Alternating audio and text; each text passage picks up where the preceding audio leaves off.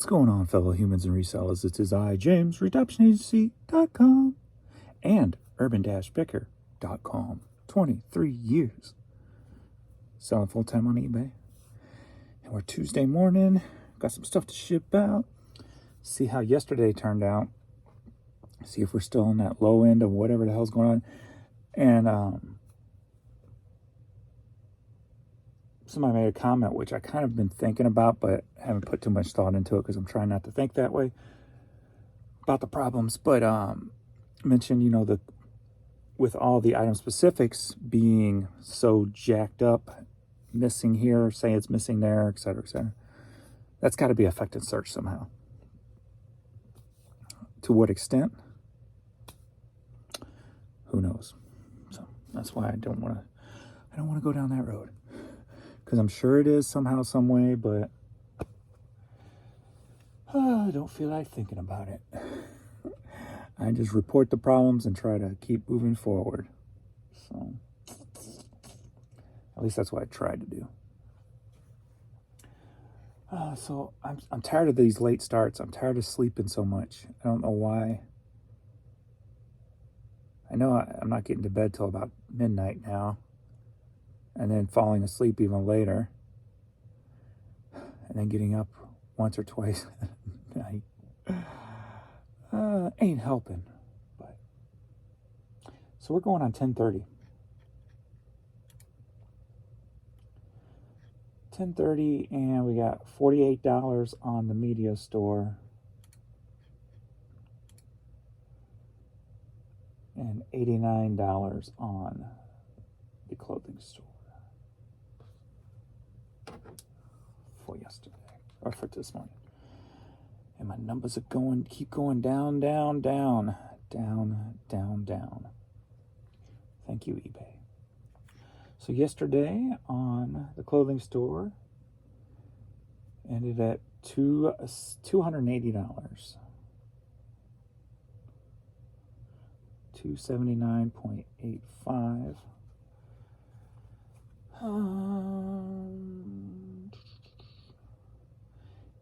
If the trend, if the pattern stays the same on this store as it has the past 9 days, step, step, step, down, step, step, step, down, step, step, step, down.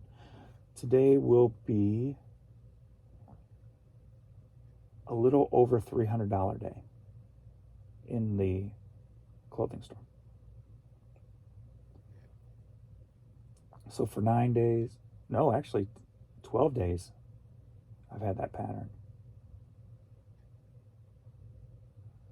That switched from the up, down, up, down, up, down, then started 1, 2, 3 down, 1, 2, 3 down, 1, 2, 3 down. And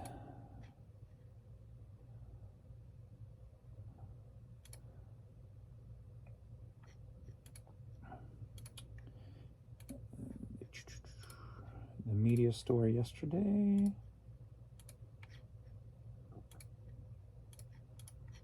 Any international? We had about $20 on the international eBay websites. $355. So under that 700 that we averaged last week. So still there with these issues. No happy, James. No happy. No happy. No. I don't like no happy. Well, I gotta get moving today. Since it's so damn late.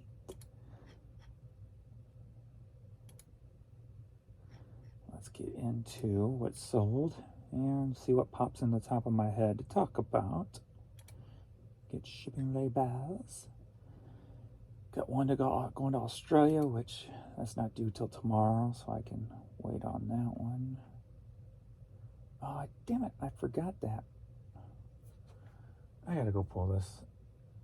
No, I got 2 of them here. I thought, why did that not go all the way down?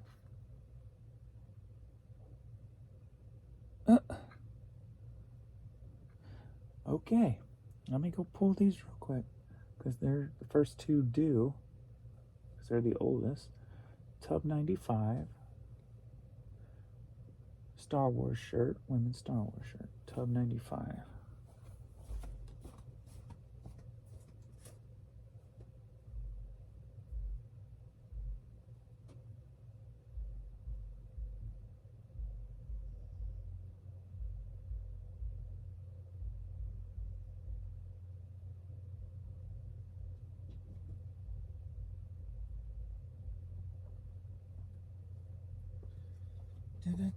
And then I got one more in 210, which is right here.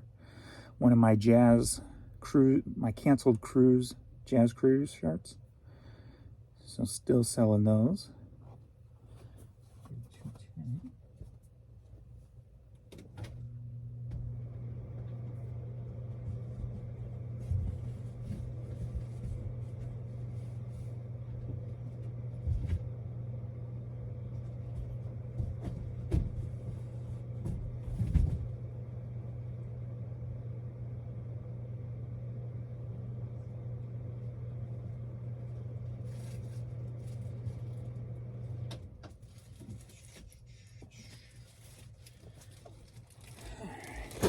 That happened yesterday too when I was pulling, and for some reason it stopped on the app. And then after I got back here, I saw that there was more that had to be pulled underneath that for some reason. So I don't know if I'm doing that somehow, or the phone, or the app's just not loading properly. I'm not sure. That's 2 days in a row. All right.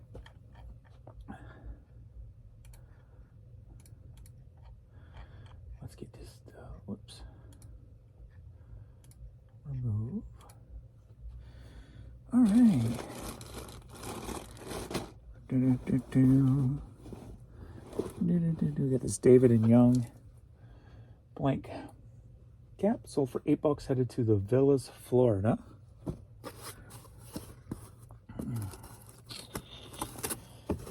What to talk about? I know what's funny. Funny is the hang up of, not the hang up, but just the words are created by humans, by the letters we created.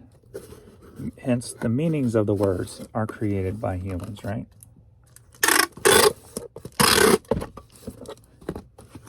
What got me thinking about this is yesterday, and it's a word I don't use that often, just because of what society has turned the word into, right? And I'll get into that too. But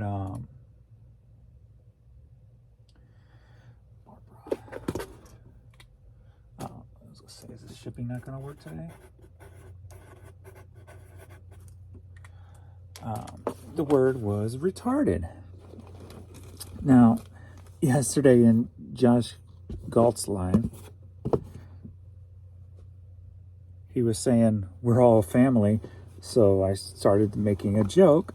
I'm like, can I be the retarded little brother who eats glue and erasers? And when he read it, he skipped the word retarded. And that's what it set off. I'm like, there's such like an attachment to that word. All right, we got this hot air balloon Albuquerque, New Mexico shirt, sold for $10.50, headed down to Dundon, Florida. And for me, I've never called I only use the word with friends when it comes to, for me, the word retarded means somebody of capable mind and body doing something stupid. That's, to me, retarded. But to a lot of people, it kind of flashes back to, like, I guess, like the 50s or 60s, maybe the 40s, somewhere in there, where they used to use that word for mentally challenged individuals.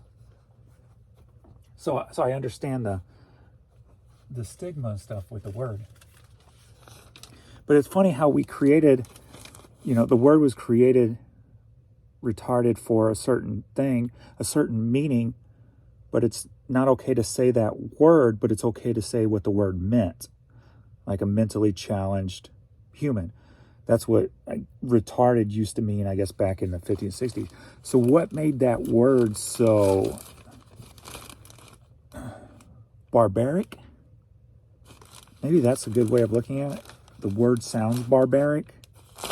Maybe it was, maybe not so much what the word sounded like. Maybe it was how the person was treated when they were marked that. That could have been it. Something that could have been, that word could have been used for a wide range of diagnosis, if you will. So maybe that's why the word was kind of erased from usage, if you will. That's probably the best way, the best thought. Now I'm thinking about it.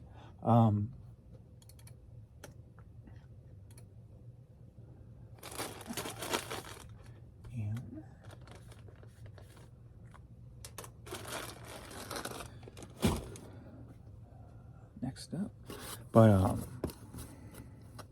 yeah, it's just kind of weird. And then, so what is the next step? Saying somebody's mentally challenged, is that the next retarded?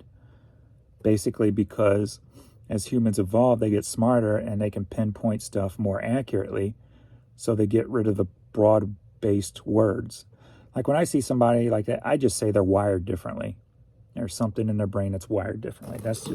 I just keep it simple, to the point. Something in the brain is wired differently. End of story. That's as deep as I need to go. Instead of saying mentally challenged or, definitely not retarded, but it's just weird how certain words will get that meaning. And I guess that's probably now I'm thinking about the best way is the broad use of the term. We got this NYPD and the FDNY hat. So for 1050, headed to Fayetteville, North Carolina. And one of the guide trips we went on, we went into a thrift store in Kentucky. Yeah, Kentucky.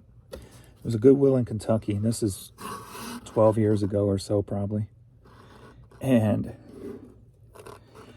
we're looking around, and a friend of mine, he bought a book, and what was the exact title? There's a short, I think, on YouTube. It's either on YouTube or it's on Facebook, way back.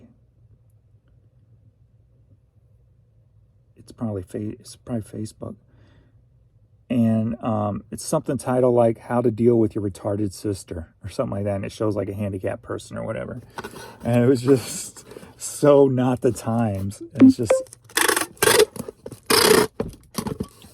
it's just something when you look back on it, it's kind of funny how times change and the way something was used to the way it is today. ELICA.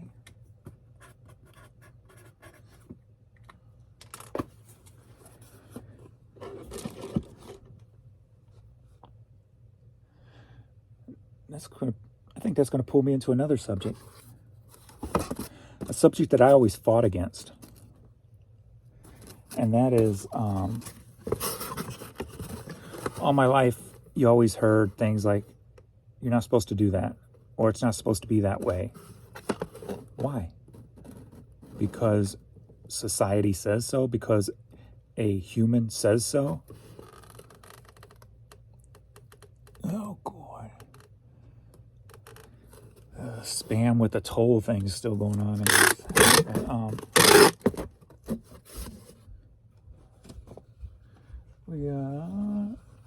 This is just golf cap. So for 1050, headed to Fort Payne, Alabama.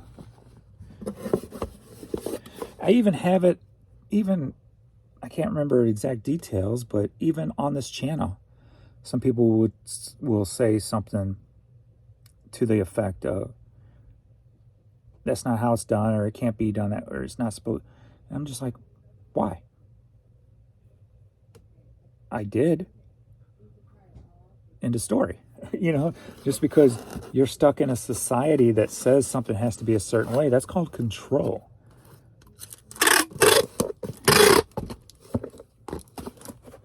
I always found that kind of fascinating growing up, because most parents at the time, most adults at the time, were stuck in that mentality of You can't do that. It's not supposed to be that, not done that way. But why? I want to do it this way. It's easier. It's more fun. It's whatever the case may be. It's how I want to do it. Blah, blah, blah. Bomberito Automotive Group hat. Sold for $9.50. Headed to Henderson, Nevada.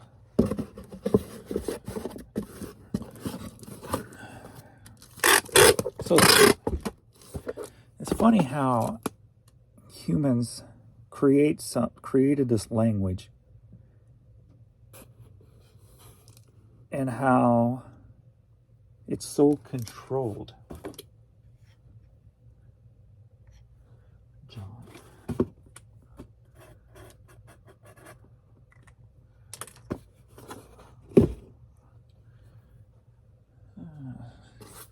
Sue Youre Drive.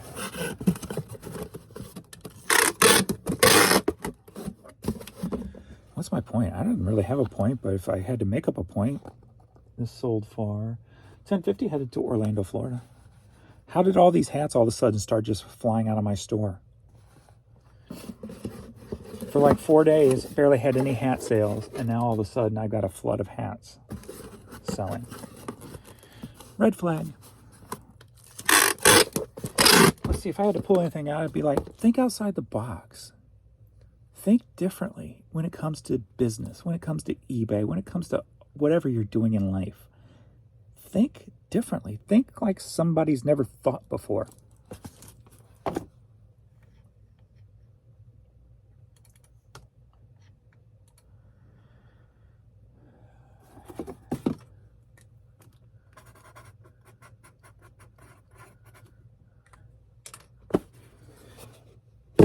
Because if you do the same old thing, you get the same old results. Whether that's good or bad, it's still the truth.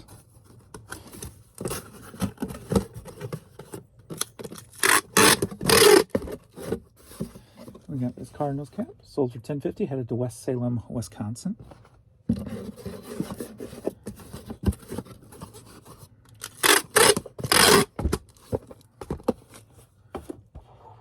I got my dress on today, my big old 2XL shirt. So I'm just like floating in this thing. So comfy.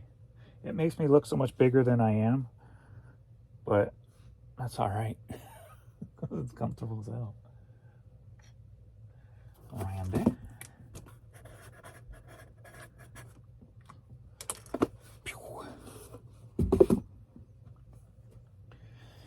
Next up, we've got, are you ready?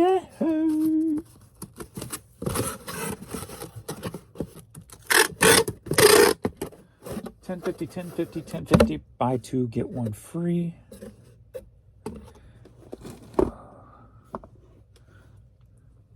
We got Keep America Great. We got Keep America Great. I remember a couple months ago somebody saying these things don't sell. I'm like, all right, I'll keep getting them. President Trump 2020. Keep America Great. Headed to Mount Sterling, Ohio.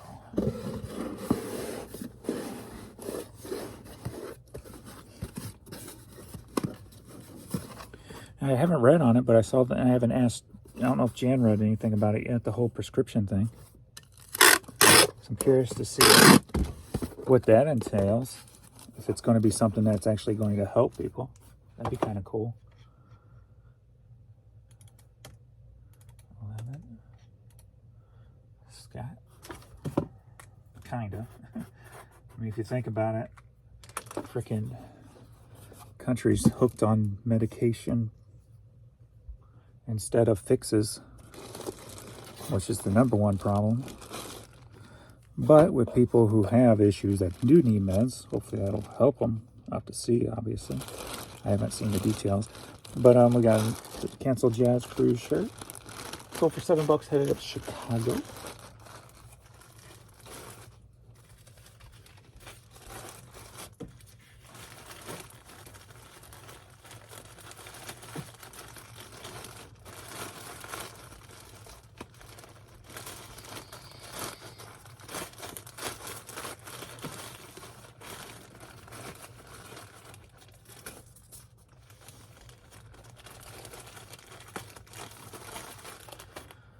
Boo, boo, boo, boo, boo. 8.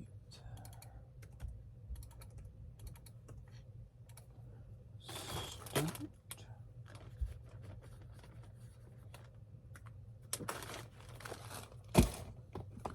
And then we got the Star Wars women's shirt. New. This was an old Goodwill bins from Target many moons ago. I've got a bunch of these left still too. Sold for $9.50. Headed to Lakewood, Ohio.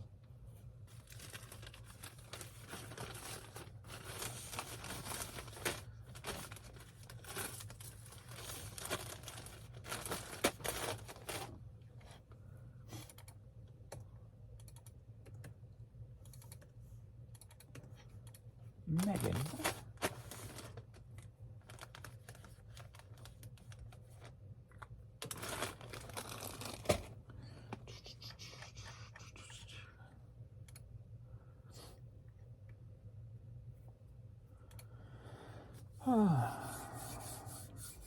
Just like long hair was a stigma on with older people when I was growing up. You can't have long hair. Boys are supposed to have short hair. I still even give it to even today, not today, but these days, we'll get somebody on who will comment on YouTube about men shouldn't have long hair or go get a haircut or whatever. It's like, what? Block. Go away with your propaganda controlled mind. Get out of here. Go beat your wife. That's a joke. But that was another stigma I was throwing on that person. You see, that's kind of like a, never mind, you get it. You're not stupid.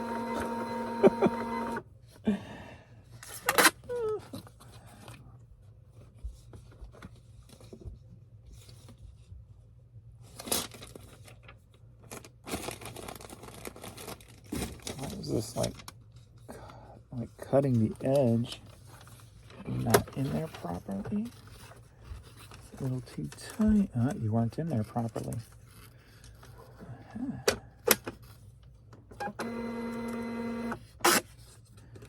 Gotta pay attention when you're putting that in, Adrian. It can cause jamming problems.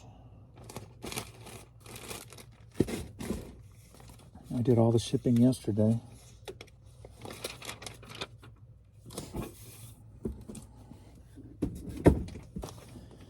And I got 2 other work with me videos. I just didn't mess with them yesterday to put any music or anything to them yet.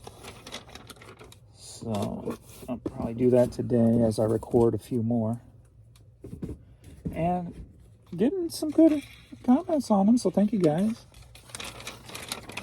Saying you'll use them and stuff, so any attention you can give those videos will help them grow as I continue to try to figure out how to,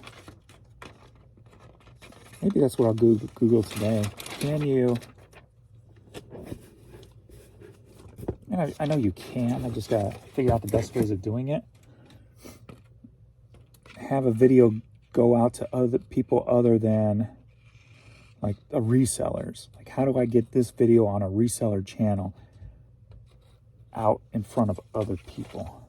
Is it just through hashtags, words in the description, things like that? So maybe I'll look into that when I get a few moments today, eating lunch or something. What's up there, fluffy face? But I have tagged them on at the end of the videos so that the next, you can click on the next video or watch the next video play, so they'll all be linked together. So that will hopefully help, because these are about what I'm hoping to do with these videos. Like the first one I put up, I think the retention time was 4.5 minutes, and it's a 37-minute video, I believe. So these are the videos I want to get the time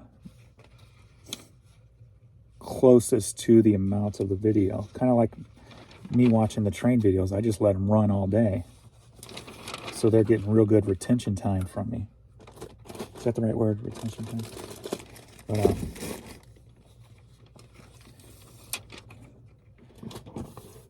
So like the first video, first day, that video's only made 94 cents so far, so on day one. So definitely got a long way to go there. But if I do 3 a day, $3 a day, 30, that'd be $90. So if I can get $100 extra a month just for those videos to start with, that'd be a nice start. Something to grow from. So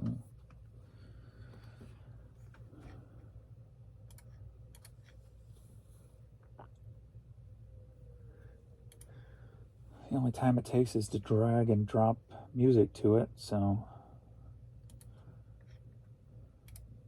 it's not taking really any time to do it. Maybe 3-4 minutes of video, maybe. So, and then a little bit of time trying to figure out the best way to try to get it to push out farther than resellers. I'll have to do.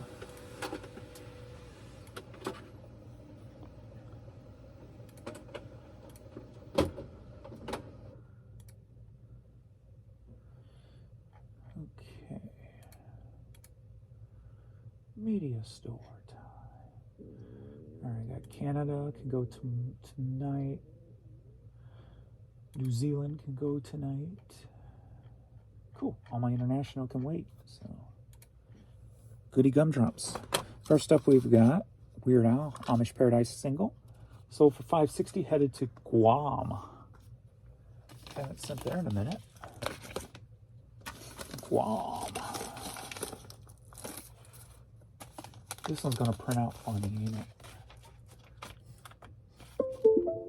At least it used to, I think.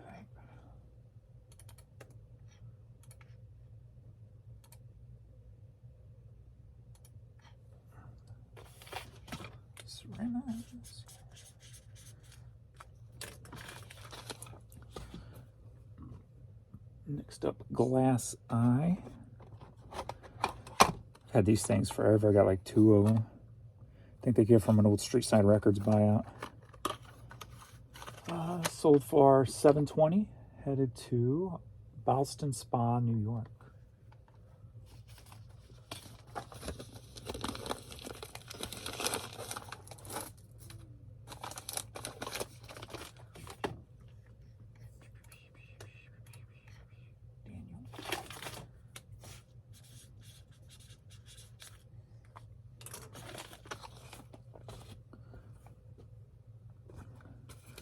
Next up, Rhythm and Booze, 13 Days of Halloween, disc only. Sold for $5, headed to Roseburg, Oregon.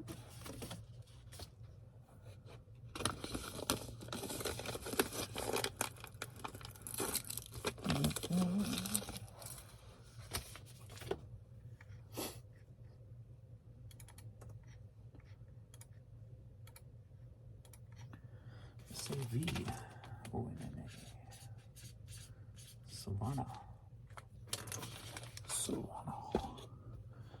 Next up, we got a long box. Harriet, Woman to Man CD. Sold for $5, headed to New Orleans.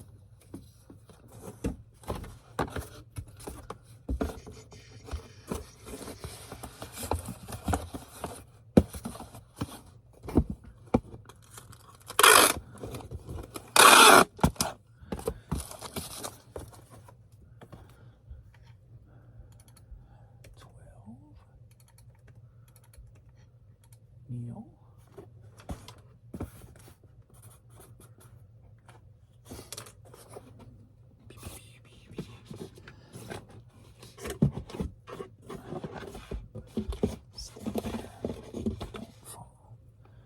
Next up, Dementa 13, some indie thing.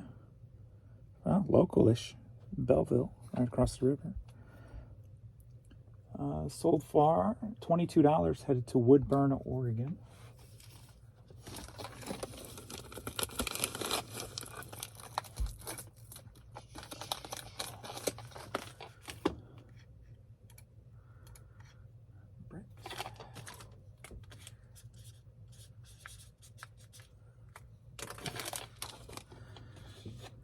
And cassettes went a little crazy too, huh? We got Doobie Brothers on vinyl. Sold for $4. Headed to Colorado Springs, Colorado. Bum, bum, bum, bum, bum, bum.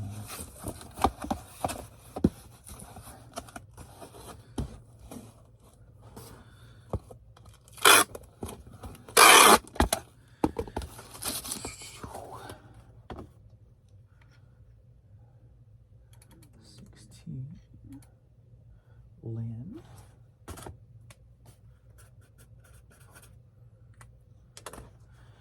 Josh's live's probably getting ready to start in 5 minutes.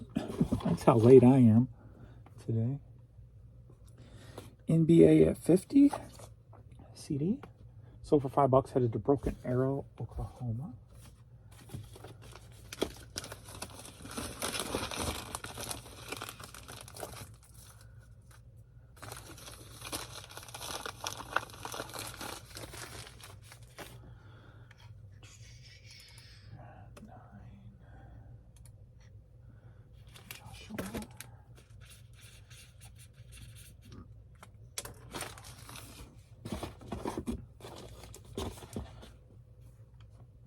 Cyndi Lauper, Hat Full of Stars cassette. This is one I bought out from that Country Music USA when they were closing up for $1 way back when in the Smoky Mountains. Sold for $13. Headed to Sykesville, Maryland. I'll go ahead and pull it up.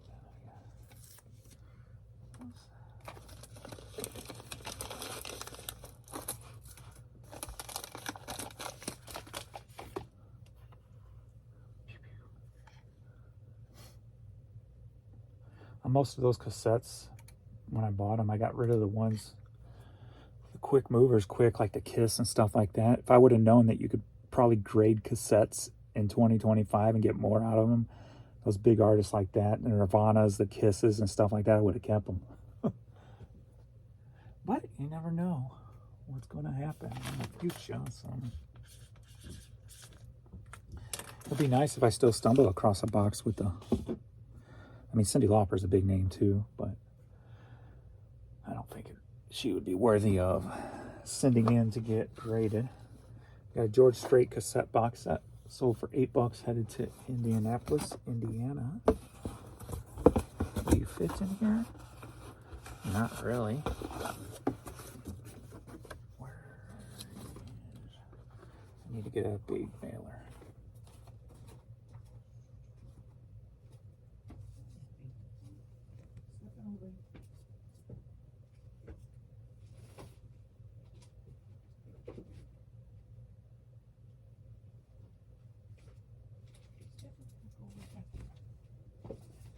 Good boy.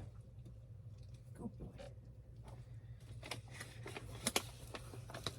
My puppies are so happy. Oh, I didn't mean to get you up, kiddo. I didn't mean to get you up.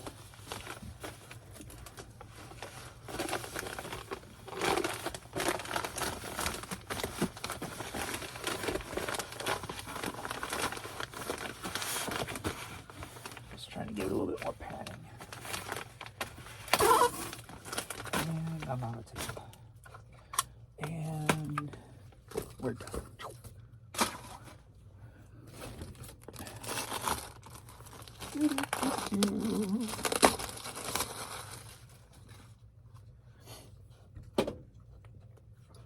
What's up, kiddo? So we're, what, about 10.5 weeks with no seizures? Yay.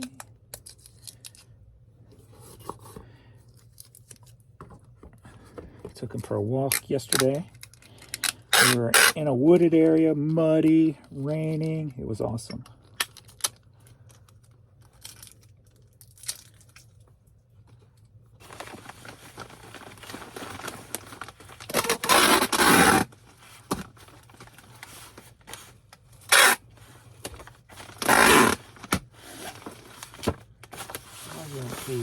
It was awesome.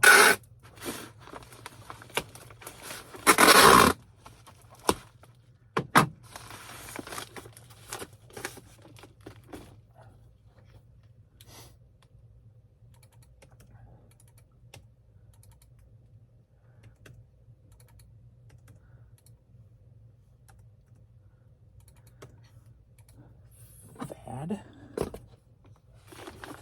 T-H-A-D.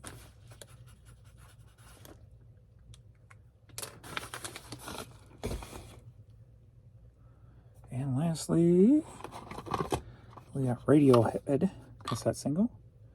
Sold for $9, headed to Indio, California.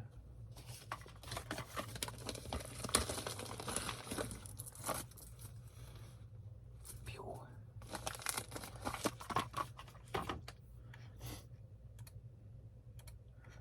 Boom, boom, boom, boom.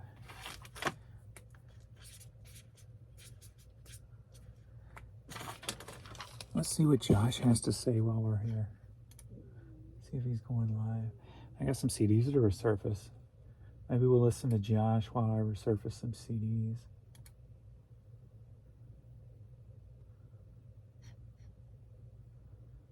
Here he is. Those balls are starting to land, so it feels good.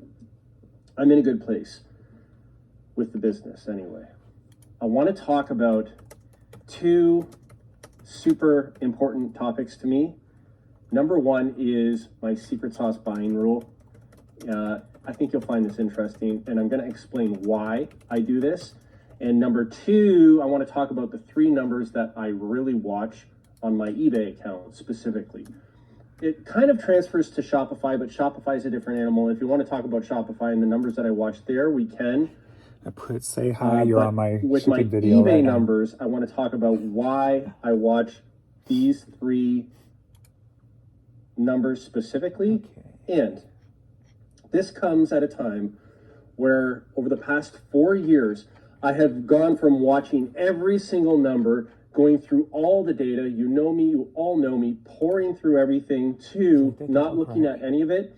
And I've found that these three numbers are the most important, and I think one of them is really going to surprise you. So those are the two big things that I want to talk about. We're going to wait for a few more people to come into the room, and maybe we should say a couple of hellos just to get started here this morning. Callie Debs says, hi Josh, I got in here on time. Good to see you, Callie Debs. Good to see you. James, welcome. He says, hi, you are on my shipping video. I am recording right now. Nice. Hello everybody from James's channel. Little promotion here, a little plug for myself. Adam Record Crate says, happy Tuesday, Josh. I hope all is well funny, with right? you and yours. Everything is great, thank you. And Chick Picker says, howdy, Josh. Valerie says, howdy, good to see you again. Okay, so where should I start? Do you want to start with the buying rules? Or do you want to start with the three numbers that I watch? Okay. Let's start with the buying rules because I'm coming in hot right now. Let's start with that. So, I have a 5X buying rule. And the 5X rule is that if anything that I purchase, if it doesn't look like I can 5X on it, I'm not going to buy it. There is a reason for this. I like 10X And personally, I've but gone all I over do the crappy gambit stuff. to, as long as I make 30%, if I can double my money, if it sells quickly. I had all these things, but this has all now been refined to, if I can't 5X, I'm not going to do it. There is a By reason. crappy, I mean slow moving. When you double your money on an item, let's say you buy it for 10 and you sell it for 20. It's not a true double because you take the fees out and taxes and shipping and all the things that they claw out of it, and you get it to your customer, and then one out of every 50 times like you get a 50-50 return or whatever these the case days. may be. When you double your money with the sale, which isn't doubling your money, you're really maybe taking 30% from that. Now, if you 5X, it's quite a bit more. So on that first sale, you might make $3 profit when everything is taken away. But when you 5X, you get 47 profit or 35 profit or whatever the case may be. So it's an exponential amount of profit. People are going to say, Josh, if I could find things that were 5X, I'd only buy 5X things. I understand. And I think the difficulty lies in you have to really get good at the big buys because that's where the big profit is.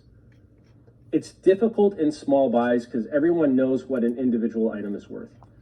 If you go to a thrift store and they misprice it and you can buy it for 2 and sell it for 10, or you buy it for 10 and sell it for 50, it occurs, but you kind of have to do that at scale. If you want to be doing 50 to 100 items, 30 items, something like that a day, it's really, really hard to do if you're one by one by one. over time, I think as you get better, the big buys really are where you're going to make good money. And if you're good enough, and the person you're buying from is in a situation where they kind of need that money coming in, I'm going to have to close the store because they're on their lawnmowers right now. I can't hear myself. But it really comes with the big buys. I'm not doing these small things anymore. I'm not going to thrift stores, none of that stuff. I want to find big buys that fall into my niche. So this is my number one rule here, 5X rule. If I can't 5X, then I don't do it. Which leads to me saying no almost all the time. I say no a lot. Most of the things I buy, I say no on. Most of the things I look at, I say no on, like 99%.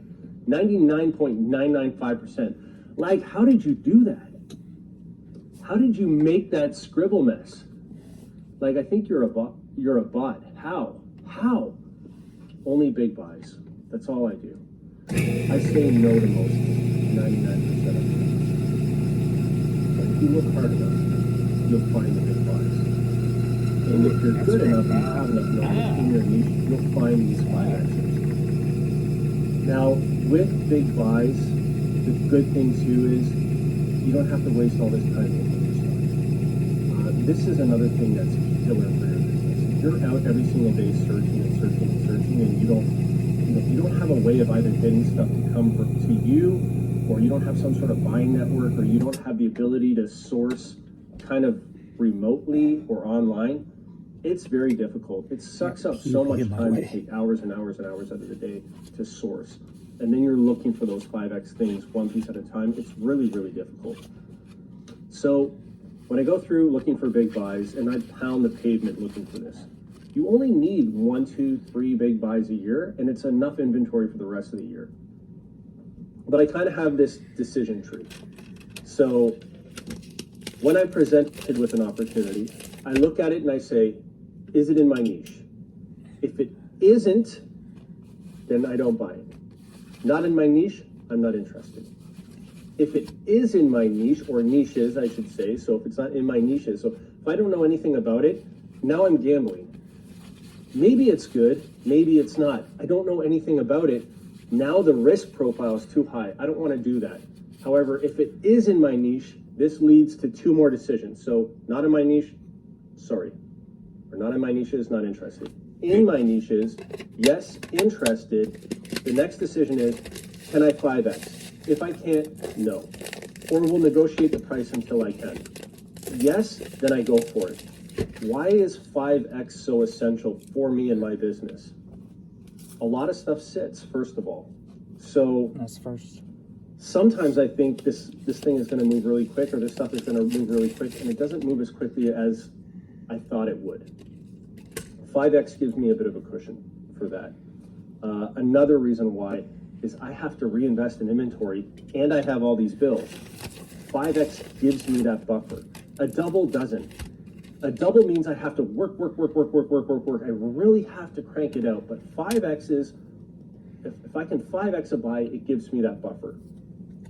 So it gives me this buffer of, if I made a mistake, if I thought it was 5X and it's actually 3X, or maybe it's a 10X, I don't know, but it gives me that buffer. It gives me the buffer of stuff maybe sitting on the shelves for longer than I had anticipated, or if the market changes or something, it gives me a buffer where I can buy more inventory and get more inventory. And then also remember, there is time. It takes time to list this stuff. So if it's something I don't know anything about, and it's going to take me 10 times the amount of time as to something that's in my niche and I know something about it, I can list it much, much faster. And the faster that I get this stuff up, the faster I can get it to my customers, and the better my business will be. So this is why the 5X rule is super, super important to me. So is it in my niche? Can I 5X? Then I will buy it. And this has allowed me now, I only do 2 or 3 big buys a year, and I'm set up. So that's why. That's that. Now, 3 numbers, and then I'll get into the comment section. But I wanted to get this out. I hope I'm doing this topic justice. 3X is not enough in this business. There's just too much. And for my business, 5X ain't enough. It takes too long This to is move something I when can things flip are fast. slow. And as far as high sell-through rate, if I could only get 100 high sell-through rate items coming in every single day, that would be amazing too. But if you're doing one-offs, it's hard to get everything super high sell-through rate. Now, the three numbers that I really watch, and then I'm going to jump into the comments, everyone. The three numbers that I really watch. Number one is year-over-year growth. I see where I'm at this year compared to last year. This gives me a good gauge of the overall health of my store, and it kind of eliminates all the up and downs that happen in the middle. It also adjusts automatically for seasonality. So if I check my store, how it's doing year over year, I can see what kind of growth I'm getting compared to where I want to be at. So I really like the year over year metric, and it also will break the categories down so that I can see which categories I'm underperforming in and which ones I'm doing really well in. And if there are categories that I'm underperforming in when I should be doing well in them because I'm putting a lot of work into it, this is going to tell me, hey, maybe I need to pull back on this, or maybe I need to change my strategy a little bit. So year over year growth is my number one. The second thing I watch is value of inventory. There are things that I just can't control. Seasonality, especially when you're in the collectibles and antiques market. Generally, you'll do better in the winter when people are inside than when they're outside in the summer. They're stuck inside, they're buying. Maybe not so much the case in the summer. At least in antiques and collectibles, that's the way it is. I can't do anything about that. But I can front load my store with good inventory over the summer, which I know will perform better in the winter. So I want to watch that inventory value, because that's also telling me, am I growing my store? If I'm building up inventory, and this does not work in every category, it might not work in clothing and more if you in perishables, but it does work in antique and collectibles. You want to kind of build that index of stuff, and you can really see that by what's your inventory value. If you're marking your inventory fairly, it's going to give you a pretty good idea of what you have in your store and if you're growing. Now, if my inventory value is going down and my sales are going up, I mean, that's a great place to be if you're in high sell-through, but if you're in the collectibles niche, this is telling me I need to put more and more stuff up.